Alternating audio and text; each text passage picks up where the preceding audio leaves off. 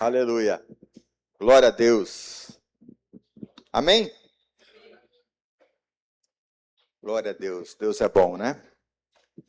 Queridos, nós temos ministrado, né, alguns dias para cá, falando um pouco sobre o mundo espiritual, sobre batalhas espirituais, né? Falamos sobre a abertura da visão, a visão espiritual, né? Usamos o texto do profeta Eliseu, né, a semana passada. Eu gostaria de falar algumas coisas a respeito das nossas batalhas espirituais também, mas num outro contexto, né? Não no contexto, nós falamos sobre a visão, e agora eu quero falar sobre o coração, né? Como que isso se aplica no nosso coração. E ultimamente nós temos visto assim uma investida assim do inimigo nas nossas vidas, né? Em todas as áreas, nas famílias, na nossa nação, no país, né? Muito forte, né? Em relação às armadilhas, artimanhas de Satanás, né? E ele tenta de todas as maneiras investir contra as nossas vidas para nos derrubar, né? E a palavra de Deus nos fala que por mais que Deus tenha promessa para nós, por mais que Deus tenha prosperidade, né? E uma delas a gente está vivendo este ano, né? Em Salmos 16:11, né? Tu me farás ver o caminho da vida, na tua presença há plenitude de alegria, na tua destra delícias permanentes, né? Então a gente tem vivido isso esse ano, mas nós vemos assim um empenho do mundo espiritual, das trevas, de muitas vezes nos derrubar, nos tirar a paz, né? De nos afastar do propósito que Deus tem para nós. E quanto mais nós olhamos para a palavra, a gente vê que Jesus está para voltar. Jesus está muito perto, né?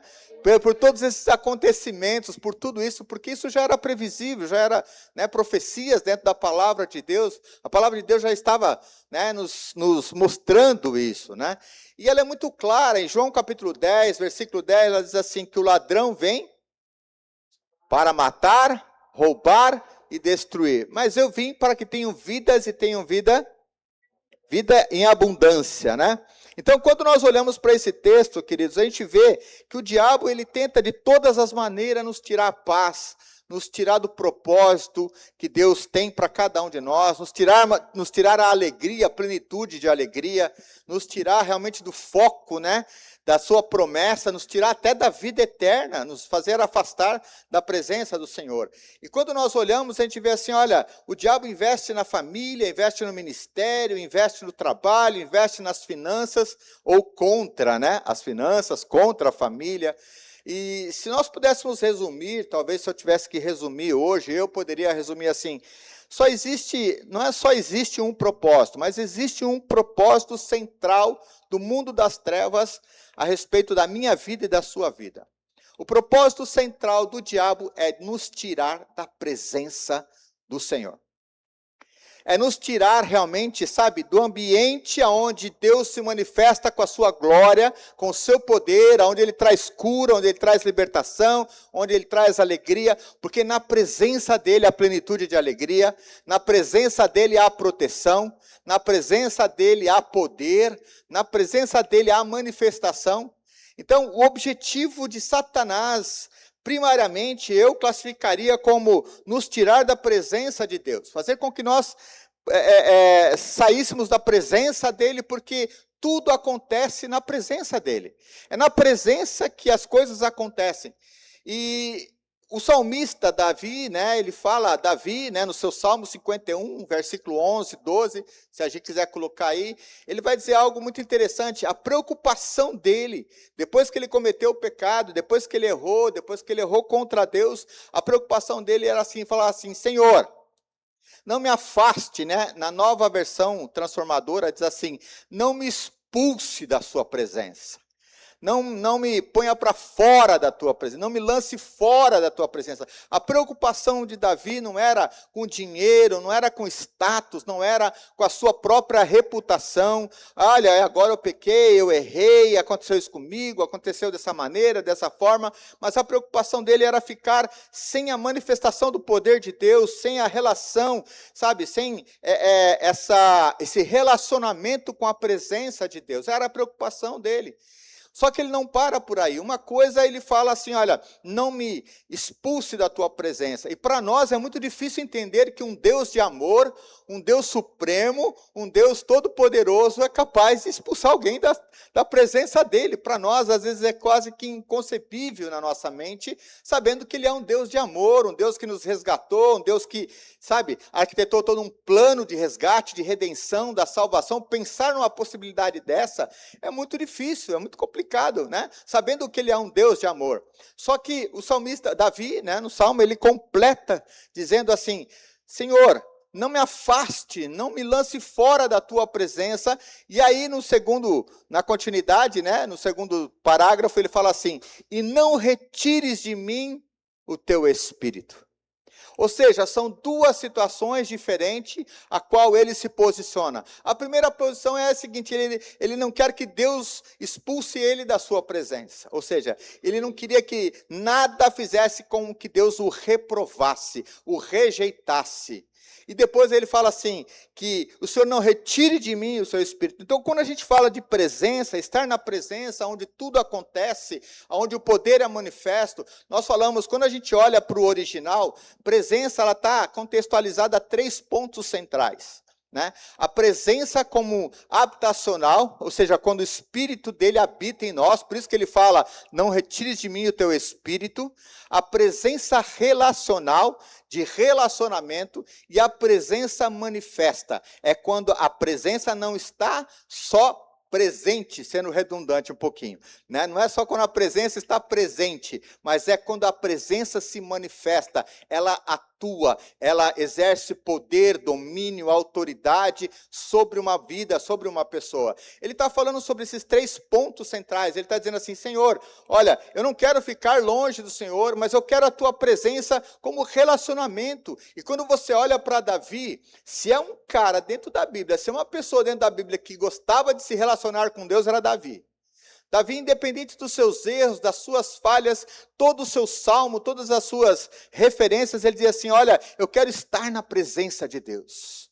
Eu quero estar, sabe, ó quão bom e quão suave é que os irmãos vivam ali, né, na presença do Senhor. Senhor, eu quero que os meus dias todos sejam na tua presença. Mais vale um dia na tua presença do que 1000 fora. Então, ele amava a presença do Senhor. E ele amava tanto que até mesmo depois do seu pecado, quando ele ficou sabendo que a criança que ele havia gerado fora do casamento, ela não sobreviveria, e Deus tinha falado um grande não para ele, ele orou, ele jejuou, ele se rasgou, ele fez tudo aquilo que precisava ser feito para tentar convencer o coração de Deus de alguma maneira, e Deus falou para ele, não, dessa vez eu não vou responder positivamente para você, e ela não vai sobreviver. E quando ele ficou sabendo que ela faleceu, né, que a criança não estava viva, o que ele fez? Ele parou, respirou e ele ouviu assim uma voz lá dos fofoqueiros, lá do palácio, né, dizendo, olha agora. E ele ficou e falou, o que vocês estão conversando aí? Olha, mestres, olha, rei, deixa eu falar, a criança faleceu. Ele falou, faleceu? Então tá bom. O que ele fez? Ele foi lá, tirou as suas vestes, tomou um banho e ele foi para onde? Ele foi para a presença de Deus, adorar ao Senhor. Ele foi adorar ao Senhor. E ele recebeu até críticas a respeito disso, de tanto que ele estava na presença de Deus. E os seus servos falaram assim, nossa, mas a criança acabou de morrer, o senhor nem vai passar pelo luto, já foi lá? E era como que Davi tivesse dito assim, olha, tudo aquilo que eu precisava fazer, tudo aquilo que estava ao meu alcance, eu fiz, eu orei, eu jejuei, eu me arrependi, eu me coloquei diante de Deus, só que aprove ao Senhor, né? Não me responder positivamente, levar a criança, então agora eu quero ir para a sua presença. Sabe, esse é o ponto central, é o objetivo central de Satanás, é nos tirar da presença, porque todas as coisas na nossa vida vai depender da presença de Deus. É quando nós estamos na presença dele e quando ele está em nós, mas não só estar em nós, mas quando existe um relacionamento nosso para com a presença de Deus, e esse relacionamento vai trazer uma manifestação de poder, de cura, de libertação sobre as nossas vidas. Só que a palavra de Deus nos fala sobre esse intuito de Satanás, esse objetivo de Satanás, e muitas vezes nós olhamos para as batalhas espirituais e nós não enxergamos os níveis de batalha e as questões das batalhas. Nós achamos que as batalhas elas são só externas. Em 2 Coríntios, a Bíblia fala que Paulo, quando ele chega na Macedônia, que ele estava pregando o evangelho, ele fala assim, olha, eu tive problemas, eu tive perseguições, tanto externas como internas. E nós não tivemos sossego em nenhum momento, sofremos em todas as questões, até que então o Senhor nos consolou com a chegada de Tito. Ele fala sobre batalhas externas e batalhas internas. E muitas vezes nós não conseguimos observar e não olhamos as batalhas internas que nós temos, não tomamos conta disso, e esse é um ponto que nós, nesses últimos dias, nós precisamos estar atentos, vigilantes, espertos e, sondando verdadeiramente o nosso coração, como Davi fez no Salmo 139. Senhor, sonda-me, ó Deus, e vê se há em mim algum caminho mau. Se tem algum caminho mau. Porque esse é o caminho, ele tem um caminho, né, como diz o versículo ali de Salmo, um caminho, ele vai nos mostrar um caminho de vida. Mas dependendo da forma com a qual nós nos relacionamos, com as feridas da nossa alma, com os traumas, com os problemas, com o nosso passado, com algumas questões, nós vamos ter uma tendência a irmos para um outro caminho, a um caminho de morte, a um caminho de destruição. E quando nós não observamos isso, queridos, nós acabamos entrando num caminho onde a nossa visão vai ser sempre voltada àquilo que nós sentimos, e não àquilo que a palavra de Deus nos fala, não àquilo que a Bíblia nos relata, não de acordo com as promessas de Deus, não aquilo com o que Deus fala ali, que na sua presença há plenitude de alegria. E aí nós começamos a observar que existem pessoas que, porque não cuidaram do seu coração, não guardaram o seu coração, estão assim com tanto problema interno dentro de si mesmo, que as batalhas aqui dentro as tira do caminho de alegria, de prosperidade, e leva para um caminho de tristeza, para um caminho de derrota, para uma insatisfação crônica muitas vezes, onde as pessoas elas estão em ambientes externos, em lugares externos, mesmo em ambientes que às vezes parece ser bacana, legal, próspero, mas a pessoa ainda se sente isolada, insatisfeita dentro de si, porque não resolveu os seus problemas, porque não cuidou do seu coração, porque não fechou o seu coração para as circunstâncias, para as feridas, porque não se submeteu a uma cura verdadeiramente, porque não se posicionou diante de Deus, falando assim, Deus, sonda-me e vê se há em mim algum caminho mau, ou seja, vê se há em mim algum trauma, alguma ferida, vê se há em mim alguma coisa que está me tirando dos teus caminhos. E o diabo, ele é expert em trazer, essas questões para nós, porque ele nos conhece, e ele sabe das nossas áreas, das nossas regiões vulneráveis. Ele sabe aonde nós temos uma deficiência emocional, ele sabe aonde nos atacar perfeitamente. Agora, imagine o seguinte, nós temos uma natureza do velho homem. Nós tivemos uma natureza, nós tivemos um passado, nós tivemos várias situações que nos afligiram, que vieram bem no centro do nosso coração, foram abandonos, rejeições, abusos e etc, etc. Coisas que vão lá e nos atingem lá no íntimo, lá no profundo, e às vezes, chega a doer e machucar mesmo. Eu tive uma experiência com meu pai, eu fui rejeitado por ele, abandonado, fui expulso de casa. Aquilo gerou para mim, só eu sei o tanto de prejuízo que aquilo trouxe na minha vida, até hoje. Eu preciso administrar algumas situações e falar, Deus, não é bem assim não, eu sou amado, eu não sou rejeitado, eu sou amado, eu sou teu escolhido. Eu preciso administrar muitas vezes isso na minha alma, porque eu só vou estar liberto 100% livre quando eu for para a glória, quando eu tiver um corpo transformado, quando eu tiver sem concupiscência, sem nada. Agora, imagine o seguinte, talvez você possa estar falando assim, mas pastor, eu não passo por isso, eu não tenho dificuldade, eu não tenho problema em perdoar, eu não tenho problema em resolver, eu não tenho problema em me submeter à cura, eu não tenho problema com nada disso.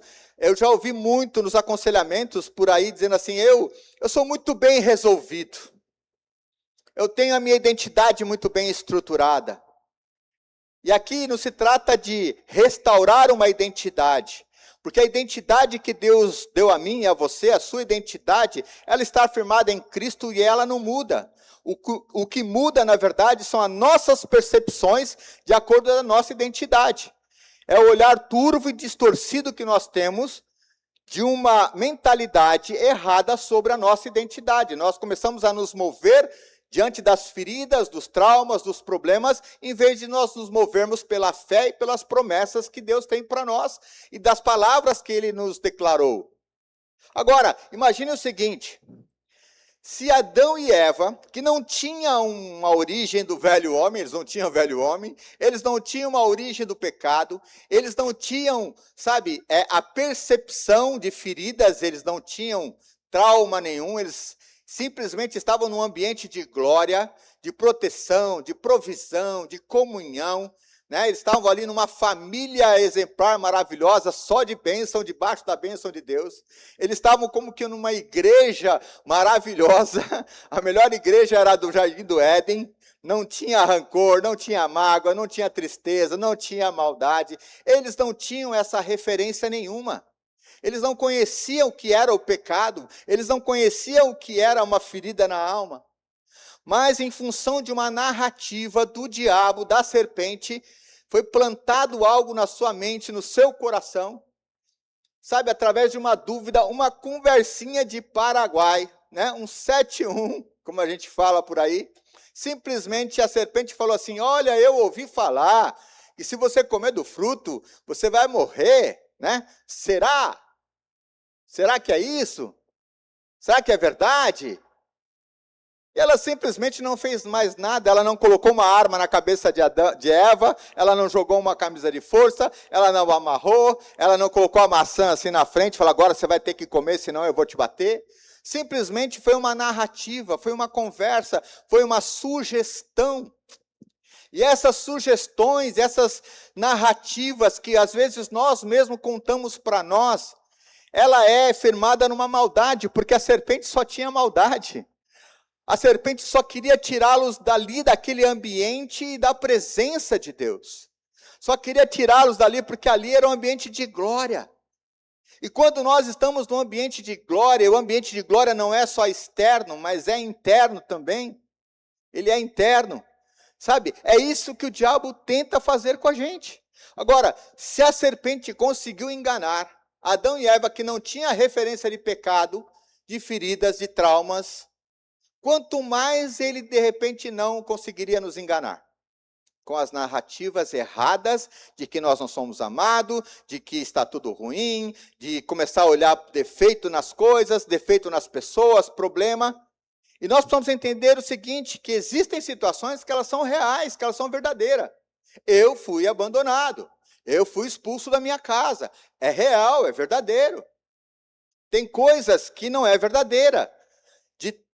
Da minha experiência real e verdadeira, eu começo a generalizar muitas coisas, e eu começo a caminhar e andar de acordo com essa experiência que eu tive, e aí eu generalizo tudo, e tudo passa a ser rejeição, e tudo passa a ser ferida, e tudo passa a ser contra mim. Já viram isso ou não? Uma pessoa, quando ela tem um problema de uma desilusão amorosa, uma traição, o que ela faz? Este homem não presta, nenhum homem presta, eu não confio neste homem, não confio em nenhum outro homem, e nunca mais eu vou me relacionar com ninguém. É assim que a gente começa a agir dali para frente. Agora, se a serpente conseguiu enganar, sabe, Adão e Eva, que não tinha referência, quanto mais nos enganaria nessas narrativas, nessas situações. Agora, umas são verdadeiras, agora outras são falsas. Agora, a palavra de Deus nos fala sobre o princípio da restauração. E restauração é diferente de transformação. Restaurar é você voltar à origem, ao original. É você tirar todo o distúrbio, toda a percepção errada, sabe? E você voltar ao original daquilo que Deus te prometeu, daquilo que Deus tem para a tua vida, daquilo que Deus já decretou como propósito para você. Transformação é você mudar de um patamar para outro, de uma situação para outra. Mas a restauração é cura. A restauração é libertação. Sabe? Agora não adianta muitas vezes nós queremos nos submeter a uma cura, a uma libertação, sem realmente termos passado por uma verdadeira restauração. É a mesma coisa de você pegar um paralama de um carro e querer pintar ele com uma cor original, sem tratar as ferrugens, sem cuidar das ferrugens. O que vai acontecer? Num primeiro momento ele vai parecer original. Você vai lá, ele pintou original. Né? Eu fico vendo isso lá naqueles programas, né, da Discovery Channel, lá, né, restaurando o carro lá. Mas os caras cuidam da ferrugem, eles vão lá, eles tratam a ferrugem, tratam o que está por trás, para depois deixar, sabe, num estado de restauração. Muitas vezes nós queremos passar por uma questão de restauração, sem sermos tratados na raiz do problema, efetivamente, naquilo que precisa ser tratado. E nós não nos submetemos a isso. E simplesmente mascaramos uma situação. Agora, o que a Bíblia nos fala sobre essa questão da área emocional? E Deus já nos alerta a respeito disso. Em Provérbios, o que diz? Em Provérbios, acima de tudo, se você tem que guardar alguma coisa, guarda o teu coração. O coração é o centro das emoções, dos pensamentos e sentimentos. É o centro da alma. A Bíblia faz uma diferenciação, mas é quase que, as duas coisas, quase que a mesma coisa. Sabe? É o centro. O coração é o governo, é onde nos governa. Porque ele diz assim, guarda o teu coração, porque do coração provém a fonte de vida. A fonte da vida vem do coração, mas a fonte da morte também. Se nós tivermos um coração contaminado também. Então, o que Deus fala para nós é o seguinte, olha, se tem alguma coisa acima de tudo, sabe? Se você tiver que guardar, dá prioridade, guarda o teu coração. Não permita que feridas entrem dentro do teu coração. E se elas entraram, se coloque, sabe, numa posição de submissão, para que você seja restaurado, para que você seja curado. Porque se você não cuidar do teu coração, você pode cuidar da tua casa, você pode cuidar da tua família, você pode cuidar do teu trabalho, você pode cuidar do teu emprego. Uma hora o teu coração vai gritar nesses mesmos ambientes e vai te trazer prejuízo. E vai te levar a tomar decisões erradas. E isso são cristãos, são crentes. Se você não estiver com o teu coração resolvido, você pode colocar toda a tua vida em todas as áreas, em todas as outras circunstâncias, sabe? Num caos, um destino de morte, um destino que não cumpre o propósito, porque você não vai estar bem consigo mesmo, com você mesmo, você não vai estar bem dentro de você. E quando a gente fala da presença relacional, você não vai conseguir se relacionar com Deus, porque você não tem uma visão de relacionamento. Você não vai conseguir atrair a manifestação de Deus, porque você não se posiciona em submissão para receber cura. Se você puder, eu quero te provar isso, se você puder abrir em Atos capítulo 5, verso 1 a 5. E por que a Bíblia fala assim, olha, acima de tudo, guarda o teu coração, porque é de lá que provém a fonte de vida. Guarda o teu coração. Safira e Ananias, nesse texto, eles não guardaram o seu coração. Olha só o que diz a palavra. Atos 5:1. Havia, porém, um homem chamado Ananias, que com sua esposa Safira vendeu uma propriedade. Levou apenas parte do dinheiro aos apóstolos. Diz assim, parte do dinheiro. Mas com a aprovação de sua esposa, ou seja, em concordância. Os dois concordaram em levar parte do dinheiro. Afirmou que aquele era o valor total e ficou com o resto. Então Pedro disse, Ananias, por que você deixou Satanás encher o seu coração? Ou seja, o que ele está dizendo aqui? Ananias, por que você permitiu? Por que você deixou? Por que você abriu o teu coração? Por que você não cuidou do teu coração ao ponto de deixar Satanás encher, ou outra versão, entrar no teu coração? Você mentiu para o Espírito Santo quando guardou parte do dinheiro para si. Olha só que interessante. A propriedade era era sua para vender ou não, como quisesse. E depois de vendê-la, o dinheiro também era seu, para entregar ou não. Como pode fazer uma coisa dessa? Você não mentiu para nós, mas para Deus. Assim que Ananias ouviu essas palavras, caiu no chão e morreu. Sabe, queridos, quando nós não cuidamos do nosso coração, quando nós não cuidamos da nossa alma, quando nós não nos fechamos para as circunstâncias, sabe, para os traumas e para as feridas, ou quando nós não nos submetemos a uma restauração, a uma cura, nós vamos ser impactados com a morte. Quando a serpente falou aquilo para Eva, o que aconteceu? Encheu o coração de Eva. Eva resolve comer da maçã. Depois que ela comeu da maçã, o que houve? Morte espiritual. Eles se viram no seu corpo carnal. Morte emocional. Eles sentiram vergonha, frustração, fuga, medo. Adão, cadê você? Tive medo. Me escondi. São sentimentos que eles nunca tiveram antes. E morte física. Quando Satanás encheu o coração delas, trouxe morte espiritual, morte emocional, morte física. Quando o relato de Ananias aqui, a palavra de Deus nos fala, quando ele permitiu que Satanás enchesse o seu coração. Por quê? Eles tinham uma propriedade. E eles estavam ali em comunhão, estavam repartindo tudo aquilo que tinha. Cada um estava repartindo o que tinha. Eles resolveram vender a propriedade. Ninguém pediu. Não precisava necessariamente. Foi uma decisão em conjunto, em concordância, ele e a esposa. Olha, todos os princípios certos. Nós vamos vender e vamos semear. Princípio certo. Olha, eu vou fazer isso em concordância com a minha esposa. Princípio correto. Olha, eu vou entregar tudo. Princípio generoso, da generosidade. Tudodebom.com. Só que o que eles fizeram? Reteram uma parte do valor. Seguraram uma parte do valor. E até aí, tudo bem também. Eles não precisavam vender. Eles não precisavam dar. Eles não precisavam dar tudo, podia dar metade, 30%, 40%. Eles só não podiam mentir. A única coisa que eles não podiam era mentir. Olha, nós estamos dando 70%, tudo bem? Está tudo bem. Eles só não precisavam mentir.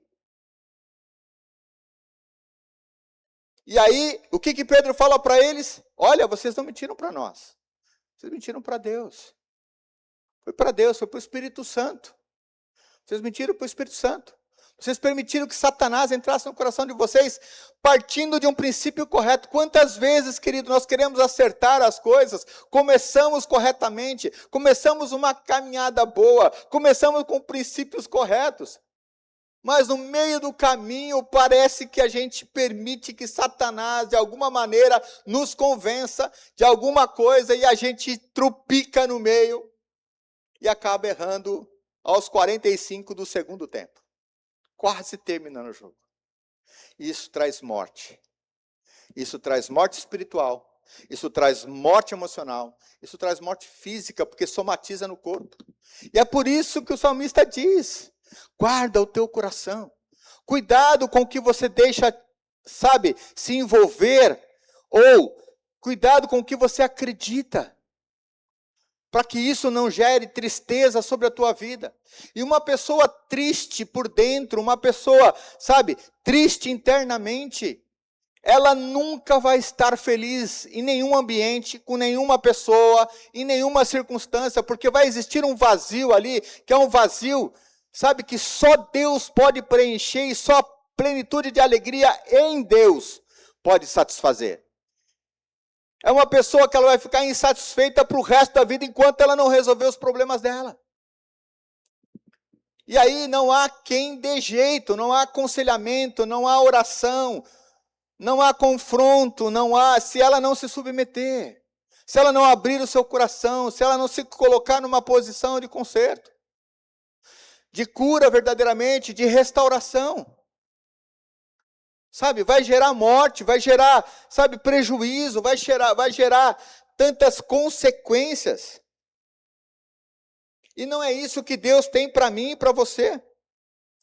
Não é isso, sabe? Salmos 16, 11. Na tua presença a plenitude de alegria. Salmo 21, 6. Tu o enches de alegria com a tua presença. Quando nós somos retirados da presença de Deus, sabe, nós vamos ser comedidos por uma tristeza tão grande. Uma alma pode ter tudo, mas sem a presença de Deus ainda será ou estará num deserto. Mesmo em um deserto físico, quem tem a presença de Deus não está seco por dentro, mas rios de água viva fluem de dentro dela. E independe do ambiente, independe da circunstância, independe do que aconteça. Pode ser o lugar mais ruim do mundo. Se eu estou bem com Deus, eu estou bem com tudo. Se eu estou na presença dEle, desfrutando do amor dEle, desfrutando das suas promessas, desfrutando da sua palavra, pode acontecer, sabe, tudo fora da minha casa, pode cair tudo, mundo, sabe, isso se chama paz. Isso se chama paz em meio à adversidade. Paz não é a falta de luta, não é a ausência de luta. Paz é o sentimento interior que você tem diante dos problemas, diante das dificuldades, diante das circunstâncias, diante daquilo que os seus olhos naturais estão vendo.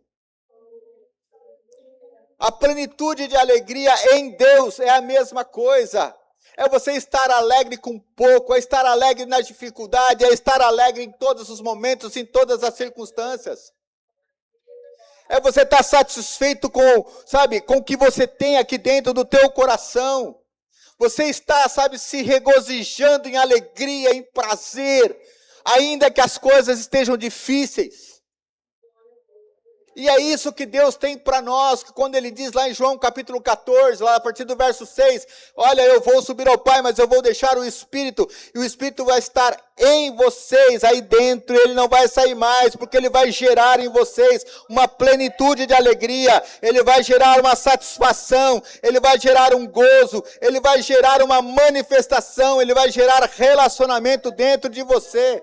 E tudo aquilo que está dentro de você que precisa ser resolvido, o Espírito Santo está pronto para resolver. Está pronto para resolver. Mas pastor, o senhor está falando heresia, porque no Velho Testamento está dizendo que Davi fala que não quer que te retire dentro dele o Espírito. E lá em João capítulo 14 fala que o Espírito estaria dentro de nós para sempre.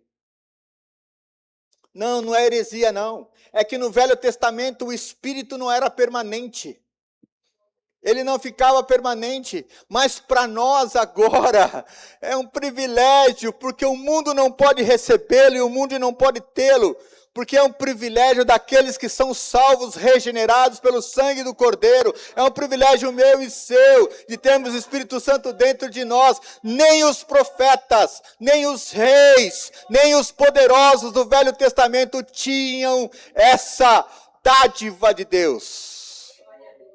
E nós temos. Agora não é simplesmente ter, mas é você se relacionar. Não é só a presença, mas é a presença manifesta. É a presença que atua com glória, com poder, com cura, com transformação, com libertação e principalmente com restauração. A restauração ela tem a ver com o passado e a transformação tem a ver com o futuro. Nós somos transformados de glória em glória até chegarmos no propósito de sermos varões perfeitos na vinda de Jesus. Mas para sermos transformados, nós precisamos primeiro ser restaurados. Restaurados. Agora eu quero te dar uma notícia essa noite. Existe um caminho para a restauração. Existe um caminho da restauração. que é um caminho onde ele fala, eu vou lhe mostrar e tu verás um caminho de vida. É um caminho de restauração e esse caminho é o caminho da cruz, ou para a cruz. É quando você olha para a cruz. É quando você observa a cruz e você caminha em direção da cruz e você consegue visualizar o que Jesus fez e você fala, eu não quero mais ter isso na minha vida, eu quero ser restaurado, eu quero depositar tudo que está aqui dentro, todas as imundícies, todas as tranqueiras, todas as sujeiras na cruz do Calvário, porque Ele levou sobre Ele todas as feridas e todas as enfermidades. Ele levou na cruz do Calvário. Ele fez lá na cruz do Calvário o que precisava ser feito por mim.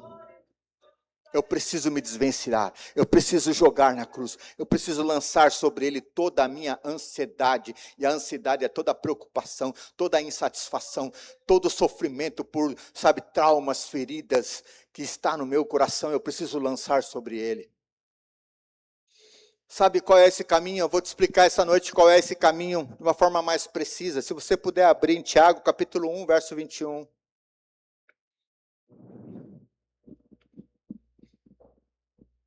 Esse é o caminho da restauração. Tiago 1, 21. Eu estou na Nova Versão Transformadora.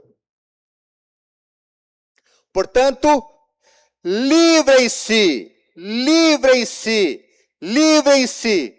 Diz assim comigo, 1, 2, 3, livrem-se. De toda. Não é só uma não. Diz assim, não é só uma não. De toda a impureza moral e da maldade que prevalece, e aceitem humildemente a palavra, implantada em vocês, a qual é poderosa para salvar a vida de vocês. Sabe o que Tiago está dizendo aqui? Livrem-se de toda a impureza moral. Sabe o que é impureza moral? Ele fala impureza moral e maldades. Impureza moral necessariamente não são pecados visíveis. Impureza moral, é toda a ferida que nós trouxemos para nós e cometemos pecado em relação a isso. Porque o contexto está falando sobre isso. Se você puder deixar, Gi, pode deixar. Quando ele fala assim, a qual é poderosa para salvar a vida. Esse salvar, no original, ele não é sotero. Não é da soterologia. Não é salvar para a vida eterna. Mas é salvar sozo. É a palavra sozo no original. Que ela tem uma conotação e uma definição de salvar, libertar, resgatar, restaurar de sentimentos, emoções e feridas que estão na alma, que travam você de avançar e prosperar e ter plenitude de alegria e ter uma satisfação em Cristo Jesus. Não é sotero, é sozo. Sozo está falando sobre libertação, sobre cura emocional. Ele está dizendo assim, portanto, livrem-se de toda a impureza moral e da maldade que prevalece. Aceitem humildemente a palavra implantada. Sabe quem vai trazer isso, essa cura, dentro de mim, dentro de você? A palavra de Deus. É trazer à memória aquilo que dá esperança. É quando nós começamos a nos lembrar e dizer assim, Senhor, o Senhor tem mais do que ferida para mim, o Senhor tem mais do que abuso para mim, o Senhor tem mais do que qualquer outra circunstância, o Senhor tem prosperidade, o Senhor tem plenitude de alegria, o Senhor tem promessas de avanço, o Senhor tem promessas, em todas as áreas da minha vida. Mas a palavra, ela é poderosa, olha o que diz lá, a palavra implantada em vocês, aquela palavra que entra no coração implantado, é quando eu permito que ela seja implantada aqui dentro, que ela seja enraizada, que ela entre aqui dentro, que ela fique aqui dentro, que ela germine, que ela produza frutos. Não é simplesmente ouvir, mas é uma palavra que entra, penetra, que age, que germina, que dá frutos, que cresce, que transforma e que restaura. É a palavra que impacta, é a palavra que liberta. Mas ela é poderosa para salvar. Mas sabe o que vai acontecer para que ela consiga entrar e ser implantada em mim e você? Quando eu receber isso, de que maneira? Volta o texto um pouquinho aqui no texto mesmo. Antes da palavra, o que está dizendo aí?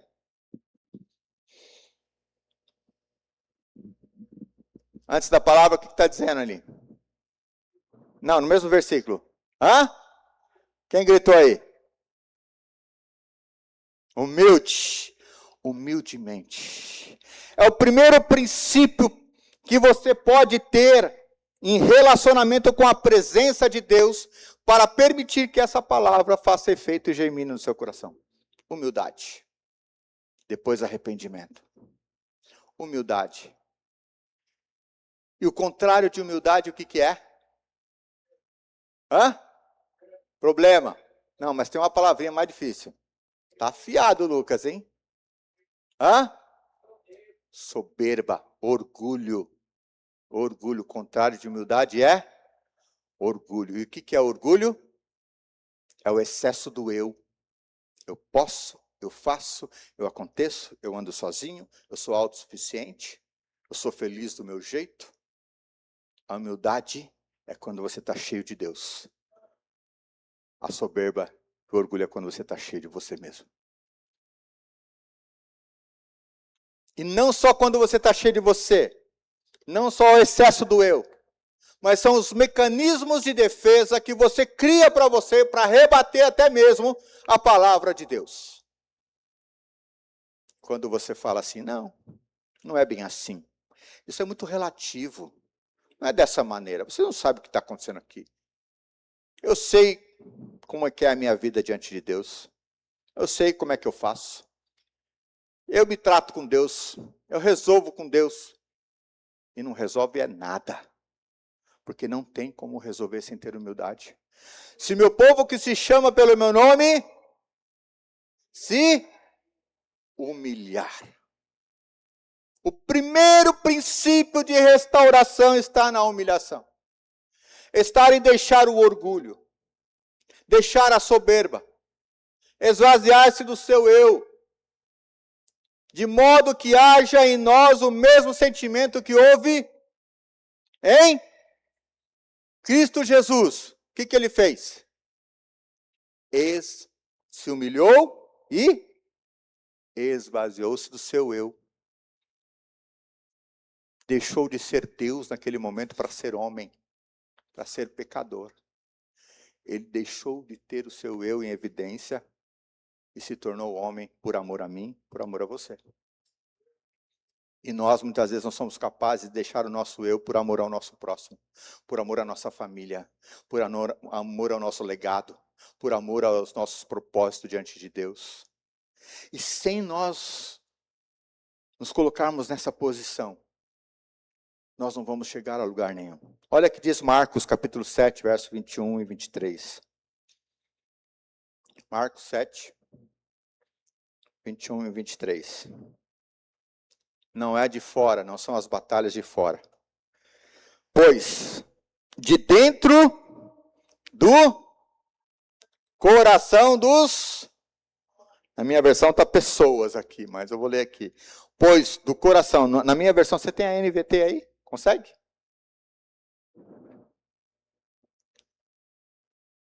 Eu vou ler na NVT, é uma outra tradução, diz assim. Pois de dentro do coração de pessoa, vêm maus pensamentos. Imoralidade, sexualidade, roubo, homicídio, adultério, cobiça, perversidade, engano, paixões carnais, inveja, calúnia. Mais um.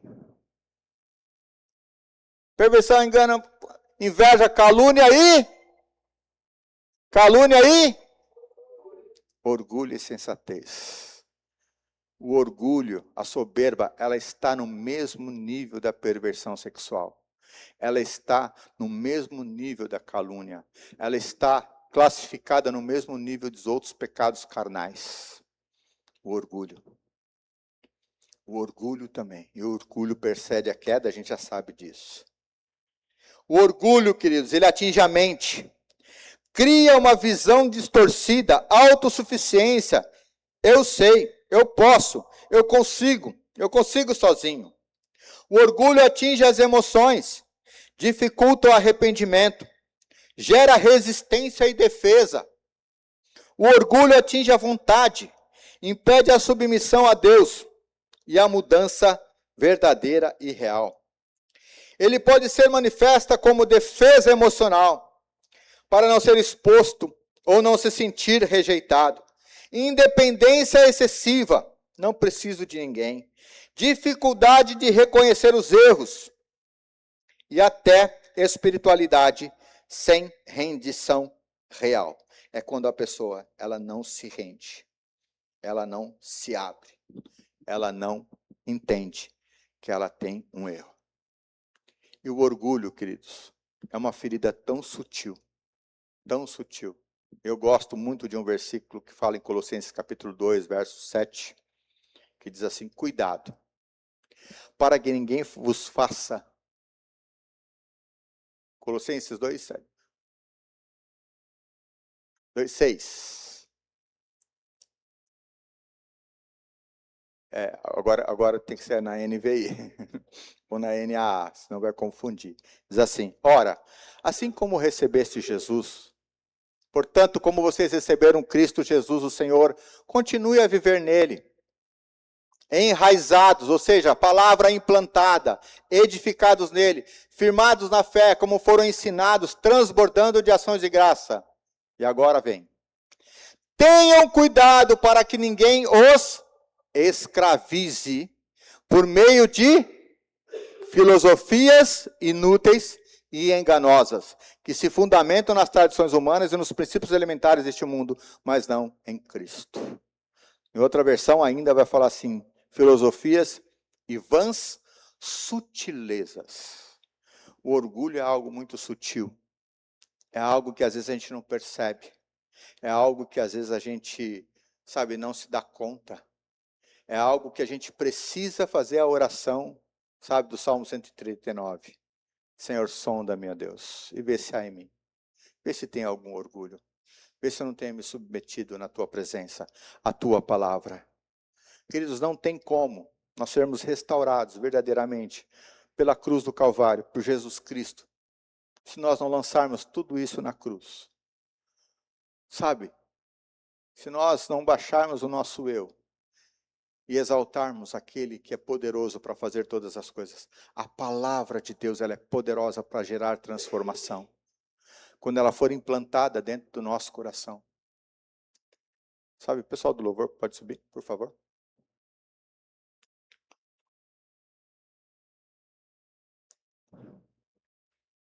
Teve uma época na minha vida que foi muito interessante. E eu não quero que você tenha essa palavra como condenação ou como julgamento. Mas o que a gente ministra aqui é mais para uma reflexão. E para a gente colocar no nosso coração. E se a gente não está conseguindo fazer essa oração, sonda-me. Fala, Senhor, fala comigo. Mostra para mim, me ensina. Traz a revelação. Mas quando você se abre, quando você se humilha, quando você se submete. Eu tive uma experiência muito interessante, porque eu trabalhei muito tempo numa empresa e eu prestava serviço para um grande banco. E lá sempre tinha as competições, e as competições e metas, e a gente tinha que fazer lá, cumprir as metas 100%, 130%. E a gente ficava naquela... Pode começar a tocar, viu, Dani? Ô, Rani. E a gente ficava aquele ritmo, né? Da diretoria, a diretoria ligava e falava assim, aí, quanto falta para bater a meta? Aliás, antes de começar o mês, eles já ligavam para a gente e falavam assim, quanto que você vai trazer esse mês? Quanto você vai bater a sua meta? Eu vou trazer o 100%. É muito pouco. Você pode mais. Você tem capacidade para mais. Não subestime o seu potencial. Sabe aquelas ensinamentos de coaching? Sem nada contra, tá? Mas totalmente nada contra. Mas aquelas lavagens cerebral. E aí a gente ia. Eu lembro que eu e a Fabíola ficamos quase 1 ano e meio sem conversar, porque ela também tinha uma empresa no mesmo ramo que a minha, e a gente ficava nesse ritmo de disputa de quem ia vender mais. Quando eu vendia mais, ela ia lá, pegava os funcionários dela e corria para vender mais. Depois eu ia lá e pegava e vendia mais. Chegamos a meses lá, no palanque lá, recebeu o troféu. Os indicados para o Oscar do mês, para o troféu, são fulano, ciclano e beltrano. Eu só dava lá a Glória e Vida, que era da Fabíola, e Ribas, que era minha. É verdade, eram os nomes mesmo, verdade. E aí, campeão é Ribas, saía com o troféu. Outro mês era a Fabíola, outro mês eu, ganhando o troféu. E aí começaram a criar uma cultura de que a gente era os bambambãs, era o cara. E aí chegavam meses que as outras agências do banco não cumpriam as suas metas e ligavam pra gente.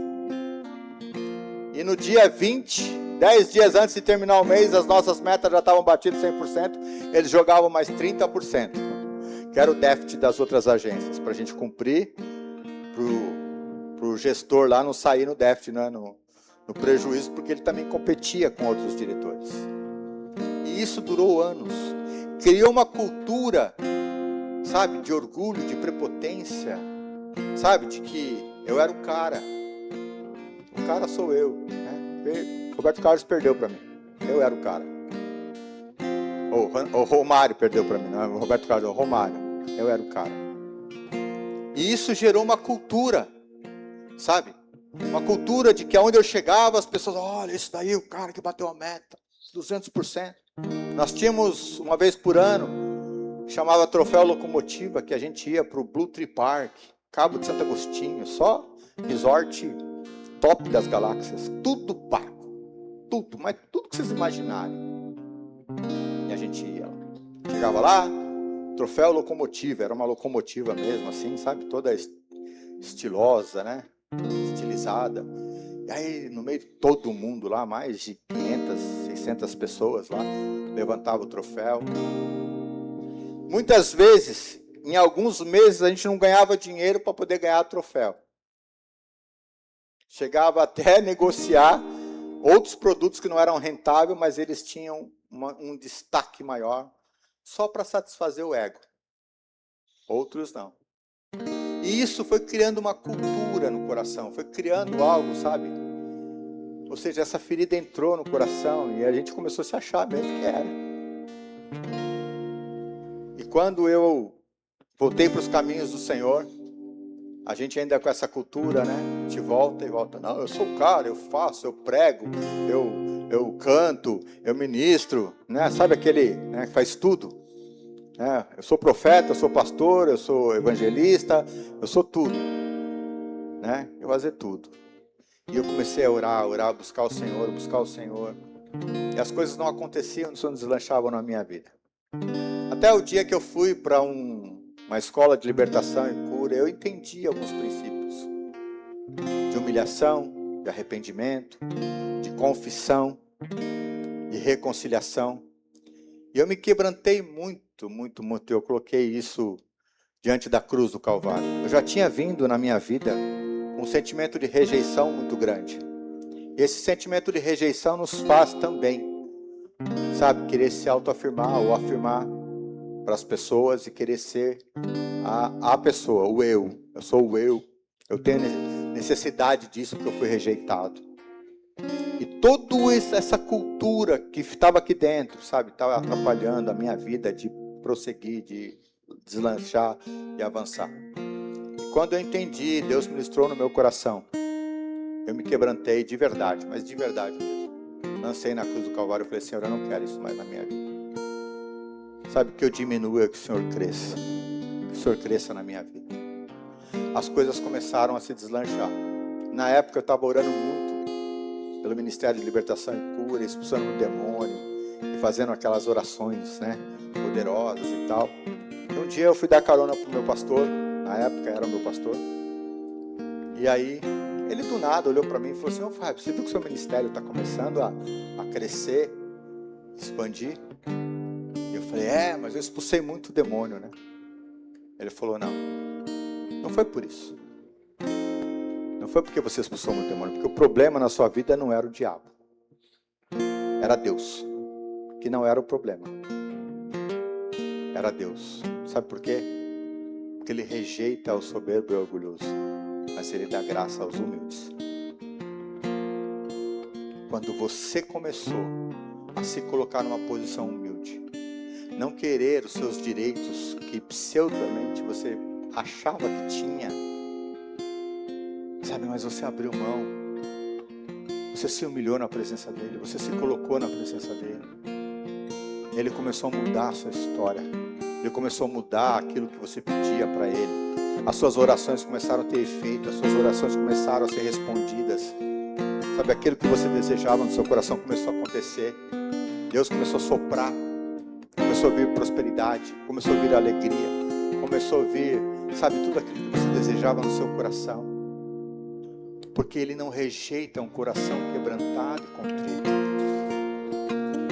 Ele não rejeita, Ele abraça, Ele atrai para Ele um coração quebrantado, Ele atrai para si, para Ele mesmo, sabe, aquele que se posiciona, se coloca de uma forma humilde na presença dEle. Sabe, queridos, eu pude aprender, não foi da noite para o dia, foi um processo de renúncia e de sendo restaurado, a restauração contínua da alma, dia após dia, porque aquilo que eu recebi como cultura durante anos na minha vida, não é da noite para o dia que a gente consegue se desvencilhar, é um processo, é uma cura. Mas eu brinquei no seminário, no treinamento nosso esses dias, né? É igual no Serasa. Você paga a primeira parcela, já sai do Serasa. Quando você fala, Senhor, eis-me aqui. Eu me humilho na Tua presença. Eu me coloco diante de Ti. Eu quero a cura. Eu quero essa libertação. Eu quero me render a Ti. Eu quero verdadeiramente que o Senhor cresça na minha vida. Que eu diminua. Eu quero lançar tudo isso na cruz do Calvário. Eu não quero ter razão. Eu quero ter uma plenitude de alegria.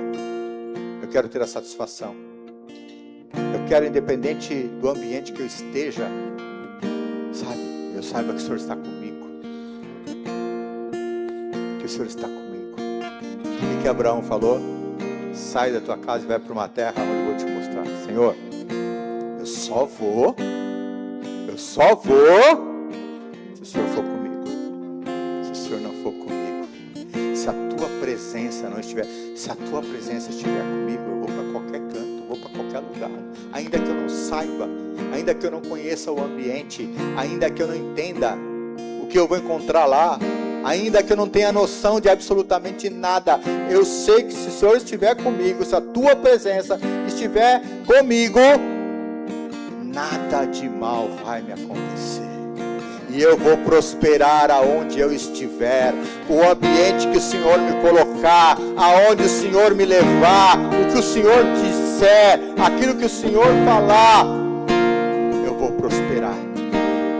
Eu vou prosperar. Porque o Senhor está comigo. Porque a tua presença está comigo.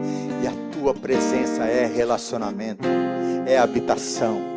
E é manifestação de prosperidade, de alegria, de proteção e de todas as sortes de bênção que o Senhor já liberou nas regiões celestiais. Você pode ficar em pé um minutinho. Fecha os teus olhos um minutinho, por gentileza.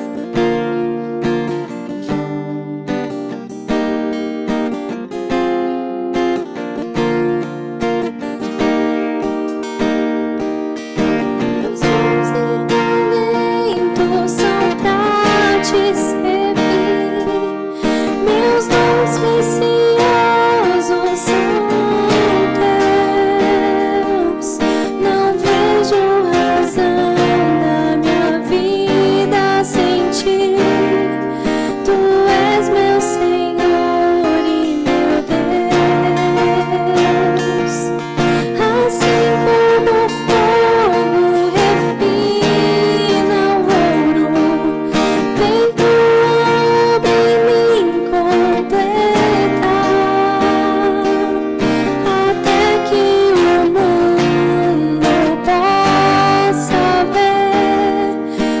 tua glória em meu rosto brilha. Sabe, queridos, eu não sei como está. Meu microfone está bem baixo. Aumenta um pouquinho, por favor. Eu não sei como está o seu coração. Eu não sei o que você está passando por hoje. Eu não sei o que você veio apresentar diante do Senhor nesta noite. Eu não sei exatamente, sabe, como está o teu interior. Mas eu queria te dizer algo. Assim como um dia eu levantei a minha mão, eu me posicionei diante do Senhor. Eu falei, Senhor, eu quero viver a plenitude de alegria. Eu quero viver aquilo que o Senhor tem para mim. Eu quero viver, sabe, todas as tuas promessas. E eu não quero, sabe, estar separado de ti. Eu não quero estar longe da tua presença. E eu não quero que o Senhor retire de mim o teu espírito. Sabe, no sentido de que Ele está aqui. Eu sei que o Senhor não vai tirar o teu espírito da minha vida, mas Ele vai estar aqui, não vai estar se manifestando com poder, com autoridade, com cura, com libertação, com prosperidade. E eu quero isso para minha vida. Eu quero isso para minha vida. Eu quero isso para minha vida. Talvez você tenha que lançar algo na cruz do Calvário. Talvez você tenha que perdoar alguém. Talvez você tenha que liberar algum sentimento que está no teu coração. Quando eu descobri, sabe, que muitas coisas na minha vida não se rompiam, não iam para frente. E tem um pregador que ele usa uma expressão muito interessante, que ele fala assim, quando a Bíblia fala que Deus rejeita o soberbo, o orgulhoso, ele fala assim, é como que Deus estivesse colocando a mão no peito da pessoa e dizendo assim, você fica aí, e você não vai se aproximar de mim. Eu não quero você. Talvez foi essa visão que Davi teve quando falou assim, Senhor, não me expulse da tua presença, não me lance fora da tua presença. Não sei. Eu queria te dar a oportunidade nesta noite. Se você tem alguma coisa para lançar na cruz do Calvário, se saísse do seu lugar e viesse aqui à frente, eu quero orar por você. Um dia eu precisei fazer isso. Um dia eu precisei lançar na cruz do Calvário. Eu precisei abrir mão, sabe, dos meus sentimentos, dos meus pensamentos, das minhas emoções e colocar diante do altar do Senhor. Talvez não seja o diabo que esteja segurando algo da tua vida. Talvez não seja o diabo que esteja te prendendo. Talvez seja o teu coração, aquilo que está aí dentro de você.